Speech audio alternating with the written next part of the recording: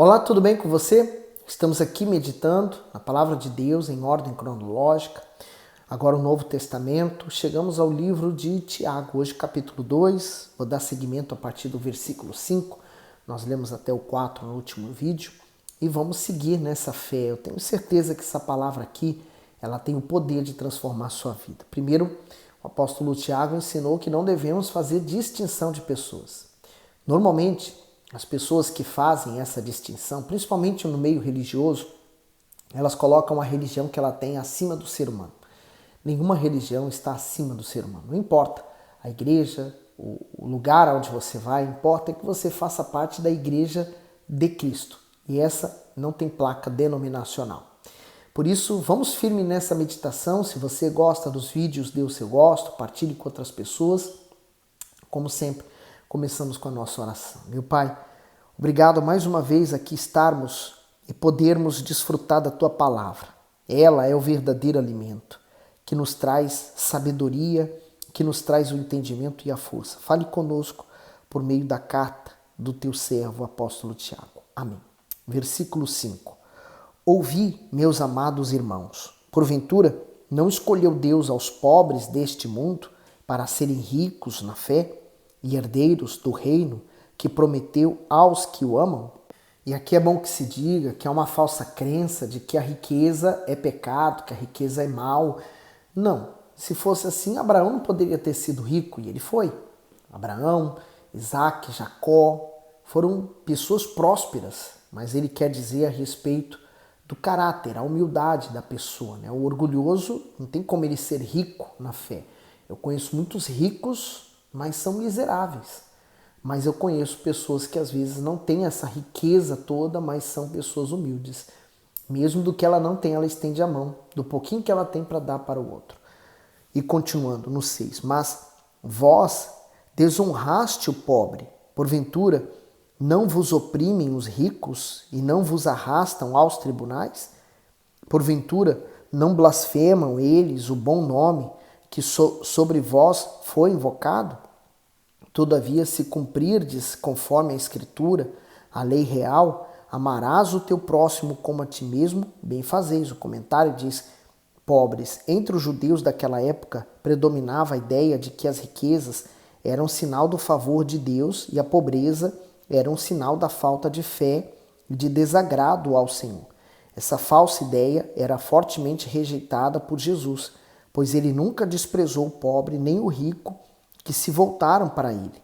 A alusão que Tiago faz aos pobres e oprimidos é por estes não terem em que se apegar, pois, não possuindo bens materiais, se voltam mais facilmente para Deus, tornando-se ricos na fé. Os que são economicamente favorecidos, na maioria das vezes, acabam confiando em suas riquezas, o que se torna um obstáculo à sua salvação, como foi o caso do jovem rico. Está lá em Lucas 18. É claro que todos que recebem a revelação da fé trazem dentro de si o entendimento correto da vontade de Deus. Ou seja, pela fé, o pobre toma posse da vida abundante, prometida pelo Senhor Jesus, e o rico não coloca mais a sua riqueza em primeiro lugar na sua vida. Por isso que o problema não está em você possuir muitas riquezas, mas você colocar o seu coração nelas. O nosso coração tem que estar em Deus. Ele tem que ser a nossa maior riqueza. Ele falou que aonde estiver o seu tesouro, aí estará o seu coração. O problema é que muitas pessoas, o coração delas está nos bens que ela possui. Então, isso atrapalha ela na salvação. O nosso tesouro tem que estar onde o ferrugem não corrói, onde o ladrão não rouba. É em Deus, é em Jesus. Por isso que ele disse lá, né?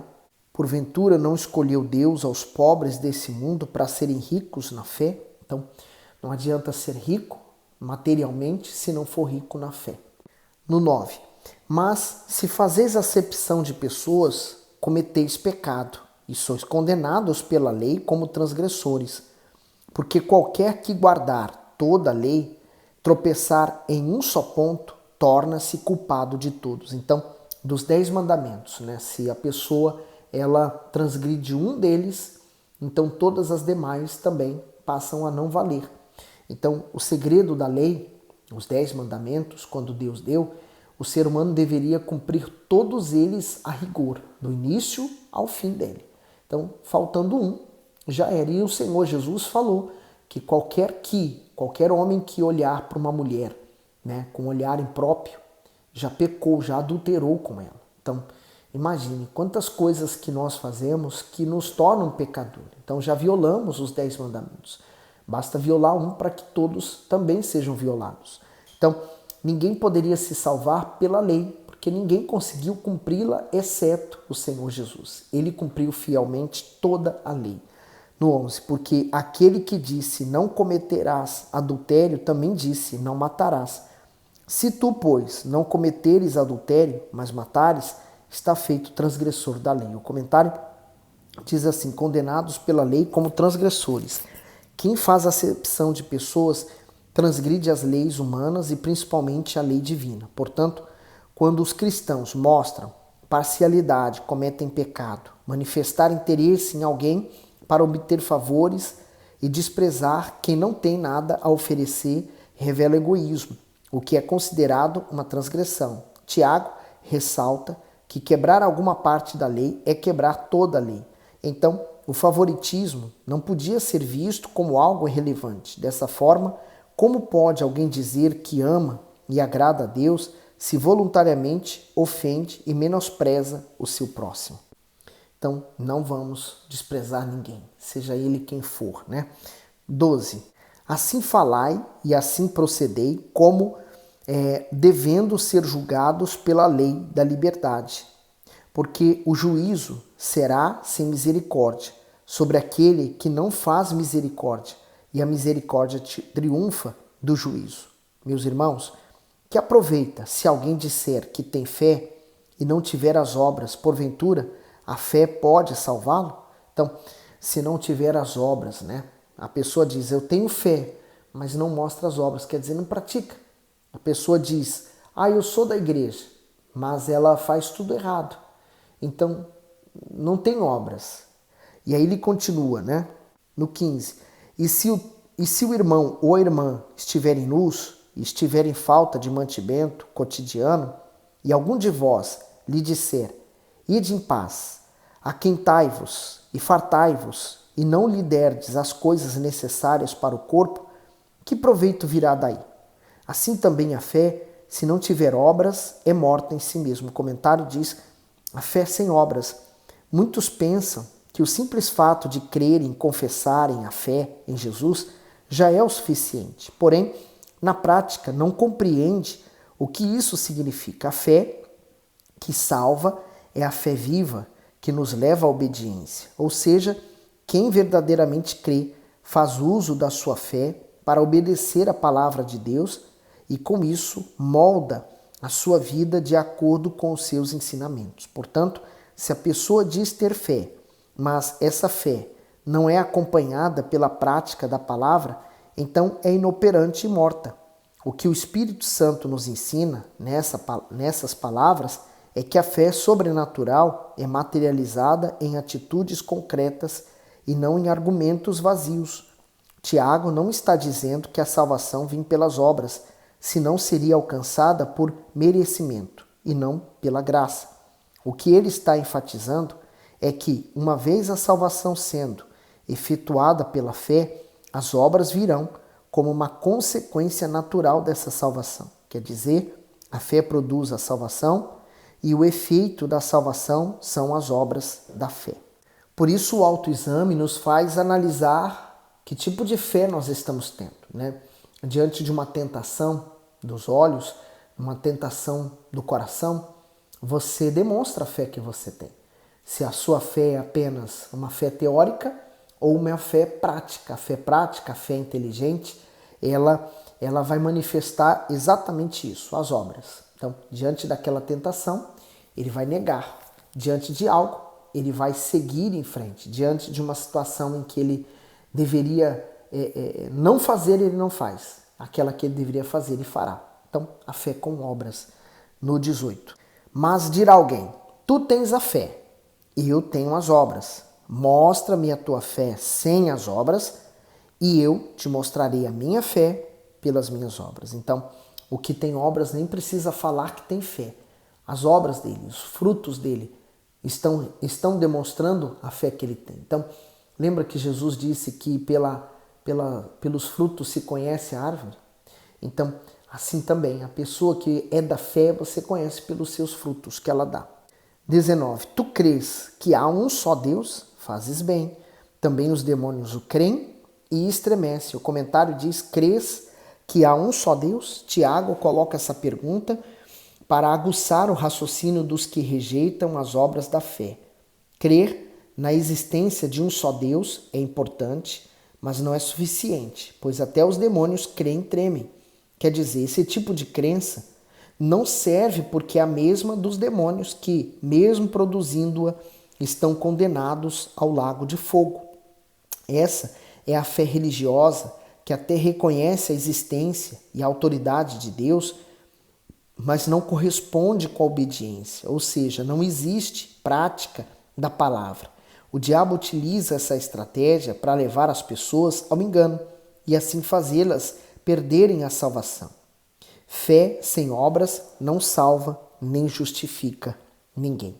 E olha, essa fé, a fé dos demônios, é uma fé que, apesar deles saberem do que está escrito na palavra de Deus, isso não faz deles arrependidos e muito menos faz eles se voltarem para Deus. Eles continuam sendo quem eles são. Então, tem muitas pessoas que, apesar de carregar uma Bíblia ou dizer que sabe tudo, elas não praticam nada e têm a fé dos demônios, né? Quer dizer, sem obras, não pratica.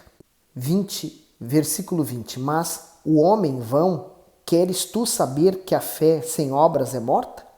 Porventura, o nosso pai Abraão não foi justificado pelas obras quando ofereceu sobre o altar o seu filho Isaque? Então, ele dá o exemplo de Abraão. O Abraão se tornou o pai da fé quando ele consumou a fé, quando Deus pediu para que ele oferecesse o próprio filho. Qual a razão?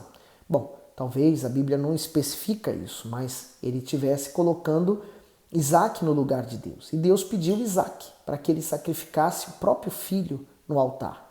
E ele então caminhou 3 dias, levou o filho, preparou tudo. Quando ele estava perto de imolar, então Deus o chamou e ele falou, agora eu sei que você verdadeiramente teme a Deus. Então, o temor de Abraão.